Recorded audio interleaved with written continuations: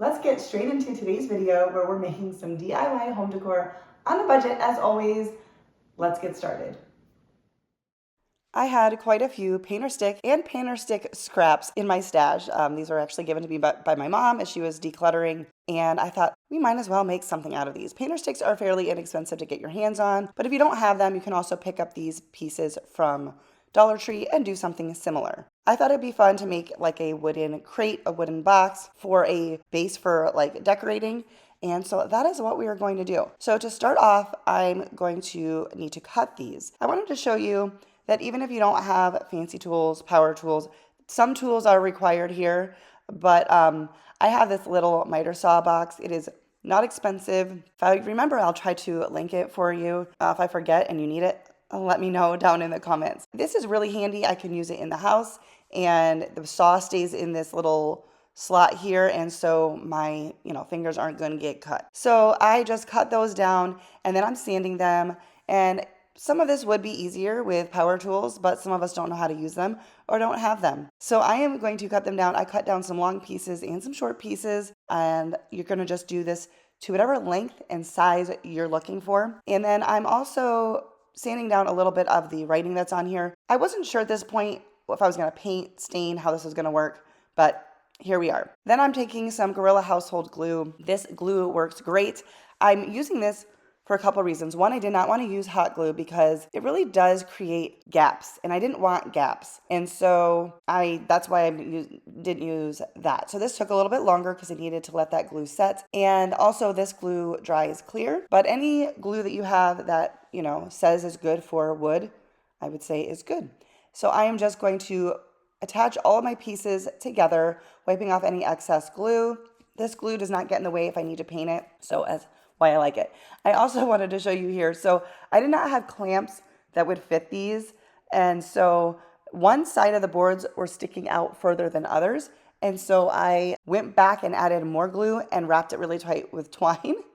And it worked. And then I'm just going to sand down, make these as even as possible. I'm not worried about this. I'm going for a rustic look anyway. So an old box made out of wood is probably not going to be perfect with all of the seams and everything meeting up exactly. But I'm basically using my sander to trim down some pieces because they weren't all exactly the same. And then once I had all 4 of my sections put together, we are going to do the same thing with the glue to attach this together. And I'm really just holding them down till they, feel firm. And then I end up using some paint bottles to kind of hold it up. I couldn't place any heavy pieces on this at this point because all of the boards are so thin, it would not have worked. So this part took quite a bit, but that's okay. We made our box. I did end up using some hot glue on the inside as kind of an added reinforcement, figuring that would also help hold the pieces up because it would dry quickly, but it wasn't being relied upon to attach the 2 pieces of wood together. So hopefully that kind of makes sense. Once I had all 4 sides put together, it dawned on me, I don't know why I didn't think of this in the beginning, that I needed a bottom. So I did pull out these plaques from the Dollar Tree. I did have to trim down one of them, which I actually just scored with like an X-Acto knife and then broke it in half and sanded it. And then these were almost the perfect size. They were not all even, so some of them were sticking out just a little bit. So I sanded them down just so they weren't sticking out over the edge. And then I'm using that same glue to attach it. And then for this, because I have the structure up, I am just placing some books and paint and heavy things on top so that we get a really good solid attachment. Not that I'm going to be putting heavy stuff in here and carrying it around, but it was just nice to be able to actually put some heavy stuff down to make it stick instead of holding it with my hands. So here it is, all done, all assembled. I love how it came out. And now it's time to decide what to do. I decided I was going to paint it, but we're also going to do the crackle distressed effect on it. So I'm using Elephant by Waverly. You can kind of see there on the plate. I didn't even really mix it up, so there's like some black spots and some lighter spots. I know you're supposed to mix up the paint, but I kind of like that look, so I often don't. And then I also am spritzing the wood with some water because it was so dry that like the paint wasn't moving at all. So I just did that wherever it felt like it needed it and gave this whole thing a coat of paint. I did do the inside of the box as well because although the inside's not going to have all of the same finish, I do want it to look complete because you will see it sometimes. Once our first coat of paint is dry, and you can see I didn't cover all of the wood, I left it as a rough coat. I'm putting on some of that liquid white glue. It's not Elmer's because I think it's a Dollar Tree brand or whatever, but that's what you want to use for this crackle effect. I've been trying different ways of this lately, and I love how it comes out. It's coming out great pretty much every time. I am brushing this on. I'm also trying to scoop out some of the little goopy chunks of glue. You can see I'm not spreading it out evenly. I'm letting some places be thicker than others, and this is going to determine like the variations of the crackle effect. And you can either paint your next coat of paint when it is wet or when it is dry, and I tend to do something in the middle. So I'm getting all of this glue on all of the sides. I didn't do the bottom and I didn't do the inside. And then I'm going to do a white top coat, and I was just showing you I started using my Waverly paint, and I'm just running low, and I don't want to buy more because I have a lot of other paint.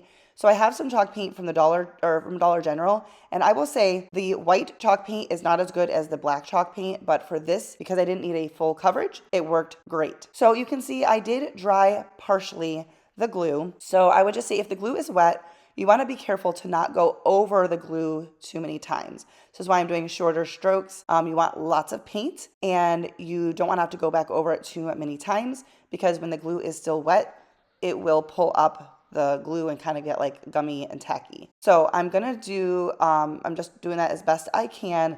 And then I'm going to also use my heat gun to dry the paint here. So be thinking about the look you want before you decide if you want, the bottom coat and the top coat, what colors you want that to be. For the inside, I am just doing a rough coat of white, but I am not doing the crackle. And then using your heat gun, or you can use a hair dryer with no heat or with like the low heat. And that works awesome as well. But you can see this crackle starting to develop, and I love it. I believe it will happen even if you don't heat it up, but honestly, I'm not sure because I always do. But if you don't have a heat gun, use your hair dryer. That works great as well. And you can see here how much crackle there is. But then I thought it looked too cool tone for me, and I actually forgot to film this, but I did also Mod Podge this. So before I'm doing the antique wax, I did Mod Podge, and then I thought it just was too cool of a color. I wanted to warm it up a little bit. So I'm using some antique wax, and I'm wiping it on and wiping it off. I'm using a glove. I don't always do that, but made for quicker cleanup, although it really comes off your hands well. With the Mod Podge, it made it even easier to wipe off. I loved this look. This warmed it up just enough. You can still see the gray coming through, but I just didn't like how cool it was with the gray and the white. Now I wanted to add some little handles to this, and I didn't have any hardware. I had one handle, so I did not have a set of two. So I'm just making them out of rope. These are going to be decorative. These are not going to be functional. And so I am just tying some thick knots in this large jute. I have a couple of large spools of jute, plenty to go around. So that's what I'm doing here. And I did my best to kind of line the two of them up, match them up so that they were, the same on both sides. And then once I have those knots, I'm trimming it down to just the nub and then immediately using hot glue. So that will keep it from unwinding, and it will also allow me to get a nice close attachment to the wood. And just kind of paying attention to how far apart they are, getting the twine to lay right, so it looks nice.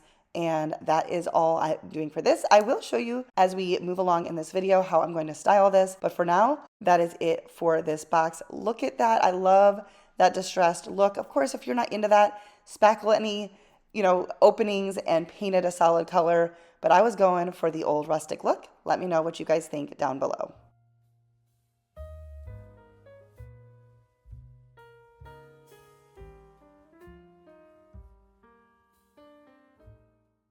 I have a couple quick projects in this video, and this is one of them. I picked up a 2-pack of these doilies from the Dollar General, I believe, and they were $1. And just cutting out the tag, it was like sewn in. And I wish I'd picked up more packs because these are really fun to style with. Old vintage ones are great too, but I don't have those. So I wanted to age this piece a little bit, and I know that you can do the tea stain look, but I'm gonna be honest here. I didn't want to waste my tea bags, because I have some nicer, they're not like nice bougie, but they were, I don't know. I don't want to waste them, and I didn't want to buy a whole box of tea bags. And I said, what can I use that just I have at home? So first I started by, making up some dirty water with paint and put this in there. I was like, oh, it's not quite the right color. So anyway, I believe that I didn't mix this up well enough. Plus there was chunks of paint on that wooden stick. And so the doily came out a little bit blotchy. And I obviously didn't let it soak very long here, but I brought this down to the sink, and it was blotchy. So you can see a little bit of it there, but I rinsed it out with cool water before it had a chance to set in. And I was like, okay, we're going to try doing some very, very diluted antique wax. Now, I wasn't sure how this would work. I didn't know if the antique wax would give a weird texture to the doily. It did not. So I am just mixing this up. I'm also mixing it up much better than I did with the paint. I also think the paint was older and a little bit chunkier and thicker, and that was part of my problem. Antique wax is nice and runny. And once again, I'm just dipping in an edge, and I'm like, yeah, that's more my look. So I let that soak for about 30 minutes, and I didn't show you all of this, but it's because it's not really that important. And this looks a little bit gray here. None of the shots on camera look really accurate to how it came out. It is a very subtle, like if you saw it next to something stark white, maybe you would notice the difference, but it did give a really nice tint. I still may try that tea bag technique at some point, but I thought it'd be fun to show you. See, it looks so much brighter here. I just thought it'd be fun to show you that you can, try different things.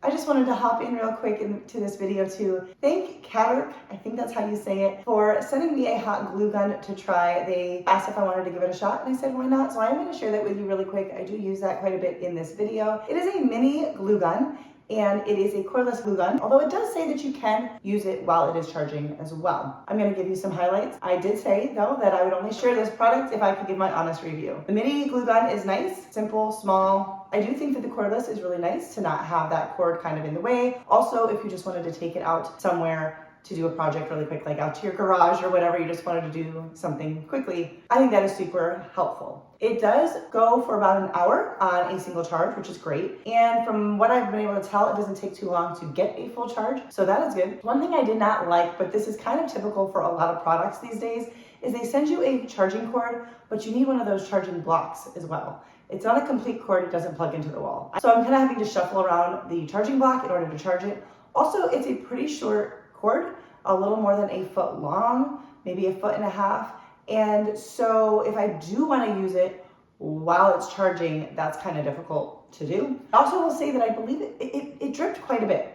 I don't know if it drips more than my other glue gun. I don't normally leave mine on for extended periods of time. I usually plug my glue gun in, use it, and unplug it. But I left it on longer just to kind of experiment with the runtime, and I did find it to be pretty drippy. So that is, I suppose, a downside. It does come with some mini glue sticks. I did try out their glue gun as well, or their glue sticks as well as some of my own, and that didn't seem to make a difference, so that's really helpful. I will have a link down in the description box with a discount code for my viewers, so be sure to check that out down below. And thanks again to Katerk for sending me the glue gun. I had fun trying it, plus it's a cute color, so that was fun. Anyways, let's get back to the projects. I had so much fun with this one. We are going to be making some paper flowers. Many, many years ago, long before I had a YouTube channel, I've made a variety of paper flowers. I don't know that I've ever done any on my channel, but I've never made any quite like this. I am going to link a post that I found on Pinterest that gave really good instructions for this. And I watched it once and then kind of just was winging it from there. But she gave really, really good instructions. So I will have that linked for you. I am using some sheet music. This is from an old hymnal. It's not like an antique hymnal, but it's old and it's not in great shape, and some of the pages are ripped and falling out and whatever. So I feel like why not use them, because they would just probably get tossed. But you could also use book pages, like just buy a book from the Dollar Tree. You could print out some sheet music. You could use some scrapbook paper, although scrapbook paper wouldn't be double-sided, although I guess that's not a problem. You just have to decide which side you wanted the print on. I think book pages would be really, if you didn't have sheet music. You saw I cut out a square. I just used one of those wood planks and folded it corner to corner 3 times. And now I'm rounding it like an ice cream cone to make like a petal shape here. I only showed you me making one of them, but I did get better as time went on. I made 3 altogether. And then I'm cutting off the tip. You don't want to do too much because this is going to be the opening in the center of the flower. Then you are going to open them all up, and out of one, you're going to cut 1 petal. Out of the next, you're going to cut out 2 petals. And then out of the last, you're going to cut out 3 petals. Like I said, I will have the tutorial linked for you if that is helpful for you. Now I'm going to use my mini glue gun, and this worked really, really great for this project, but you can also use any type of white glue, tacky glue, whatever you want to do. You just might have to hold it longer, you know, for the glue to dry. So the single petal I rolled up and secured with some glue. And doing this same with this second set. I do think the second set I probably should have not made as tight of a roll. But, you know, like I said, I learned as I went along. And then the third and on, we are just going to attach end to end to make a little flower. I did speed this up because this video has a lot of projects in it. But like I said, if you need a more slowed down one, you can check out the link in the description box. And you can kind of see how it's all coming together here. Now that I have all of my pieces, we're going to build our flower from the bottom up, and I'm just using a little glue towards the center, and we are just going to layer them. I did try to like alternate them so that the petals weren't all lined up over each other. And then I remembered a step that I had forgotten to do. I'm using a little wooden skewer, or you can use like a little toothpick, and I'm gently rolling from the top of the petal down to make little curls all the way around. This is much easier to do before you start assembling this, and you're going to do this for all but like the smallest two, which are going to be the center. But you can see they really do hold their curl, just kind of gently rolling that over and kind of roll the skewer with my right hand and guide it with my left hand. And yeah, this is I think it's an important step. I think it looks adorable, but definitely easier to do if you do it before you start assembling the flower. You can see here how well those curls came out. And now I'm continuing on. I curled this one before I started attaching it. Then so I didn't feel like mine was sitting quite right, so I did add a little, okay, I guess not yet. So the two smallest ones you're gonna put inside of each other, and then this is gonna go through the bottom, which is why you don't want that circle to be too big. And this is also gonna be the base of our flower. So I'm putting some hot glue and pushing that through.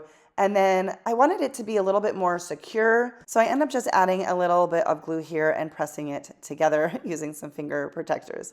And now I'm going to use a wooden skewer. She shows in the tutorial video a couple different options for this, but I'm going to use some hot glue, just kind of put that up in there. And then to bring this all together, we're going to use some floral tape. And I luckily had some of this in my stash. I had all of this in my stash. And if you've never used floral tape before, I believe you can buy it at the Dollar Tree. I know you used to be able to. I haven't looked in a while. It kind of sticks to itself.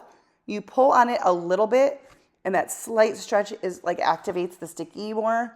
But don't pull too much because you'll rip it. I just started at the base of the flower, wrapping it all the way around the stick. It will make it more sturdy up at the top, but then it's also going to make it look a little bit nicer so you don't have that bamboo stick. And then I knew I was going to be trimming this down, so I didn't do the whole thing.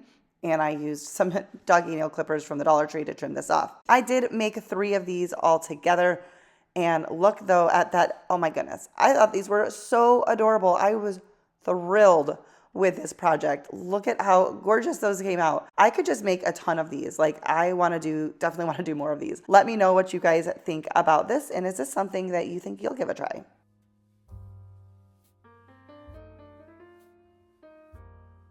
I am mixing up some paints. I have some white chalk paint left over from a project, and I'm adding in a little bit of pale yellow. I'm wanting to make like a creamy, more like an off-white, not so much like a yellow. And I'm just gonna paint a bird that I picked up from Hobby Lobby. So we're just mixing paints till we get the color we want. I wanted that more like old age look, and I thought like a cream would be better than the stark white that the ceramic piece came in. If you are enjoying this video, please give this video a thumbs up. That would help me out so much. And if you enjoy budget-friendly DIYs, please consider subscribing to my channel before you leave. I would love to have you around for my future videos, and that will help make sure you don't miss out when I upload again. All right, so I've got my paint mixed, and then I added some baking soda. This will give a nice thick texture. Play around with your ratios. It's going to really depend on what you're going for. There is also salt wash, which is a great paint additive, but I've never used it. I've only used baking soda. And that's what I had on hand. So I am stippling with a stencil brush from the Dollar Tree this paint on this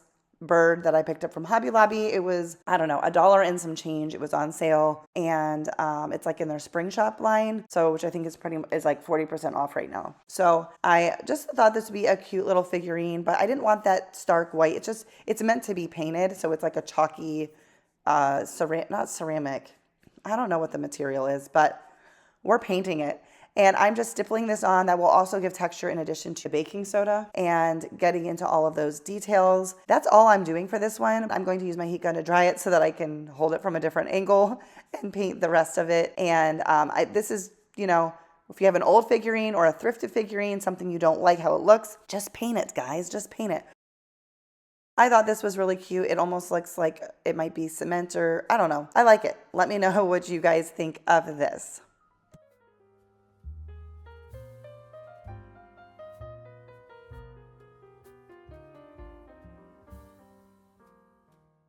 As I went along in this video, I wanted to create a vignette and I thought some little bowl filler would be nice. And I have a ton of jute cord. So I'm just taking a little styrofoam ball really to get us started. And we're just gonna wrap and wrap and wrap, glue and wrap, glue and wrap. In the beginning, I needed to use more glue to hold everything in place, but we're gonna go and make a giant ball. Did you see that jumbo jute?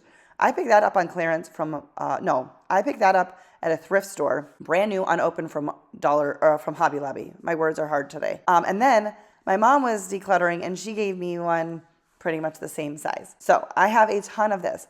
If you were using this just for buying jute from the Dollar Tree, you'd go through a lot and it would be kind of pricey.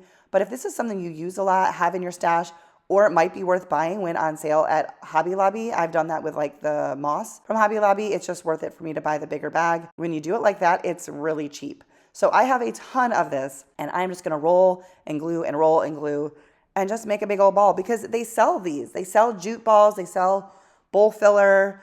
And so I'm like, I can easily make that. So I'm just kind of going haphazard. Once I have it bigger, I'm able to kind of work more on the form and pattern. But initially, and this is like super sped up because y'all don't need to see that over and over again. But at some point, I did decide it was better to cut it off and just glue that tip in down in a little crevice and start again so that I could get more wraps without having to put too much glue. Because on the outer layers, I didn't want there to be a bunch of glue. Once I had it completed, the size I wanted, the look I wanted, I decided to paint it because I've also seen colored ones. So I'm using my leftover paint. This has some baking soda in it, which I don't need for this, but I'm adding more paint. So the baking soda ratio is really low and I'm just mixing up some more. I am using my heat gun to just kind of get off any loose glue strings on the outside here. And then I'm going in with a stencil brush and really thick coats to just cover this. I don't need it intensely covered, but that's what I'm doing. You could not do this part if maybe you're thinking, why are you doing this? What is wrong with you? That's okay. Just skip this part. I did grab a paper towel to kind of like hold the wet side while I continued. And I figured that would also absorb like some excess paint. So that works out really well. And you know, you do you, but I really liked how this one came out. If you are enjoying this video, if you wouldn't mind leaving me a comment down below, any comment, even just an emoji to show me support and give me that action on my channel, I would appreciate it. This is how it came out. Let me know what you guys think. Let me know, do you have a large plethora of jute in your craft stash? I'm all about using what we have to create new projects, and that's what inspired this one.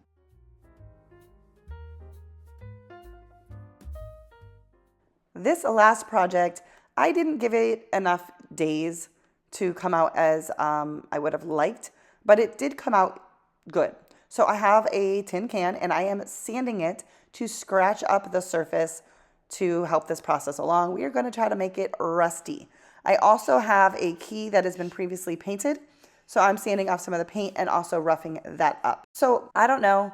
I think this came out, but not as good as it could have because I think it's better to be done like a couple days in a row and it really, really needs to sit. And I don't have peroxide in a spray bottle, so I'm just pouring it on there and then I'm sprinkling some salt. This first go around, I was using pink salt because that's what I had in my kitchen and it worked, but I don't know if I just didn't give it long enough or it did not work as well because it was the pink salt. So you want to spritz your project with some peroxide and then add on some salt. Protect your surface because you don't want this rustiness happening on your counter. I had moved my project down to my kitchen because everything I needed was down there. I say down there because my craft room is upstairs. And anyways, I'm going to do a second application here with some peroxide and some Epsom salt because I did have some of that and let it sit longer. And overall, I do think it came out good, but it could have come out better or stronger if I had let it sit longer. So let me know what you guys think.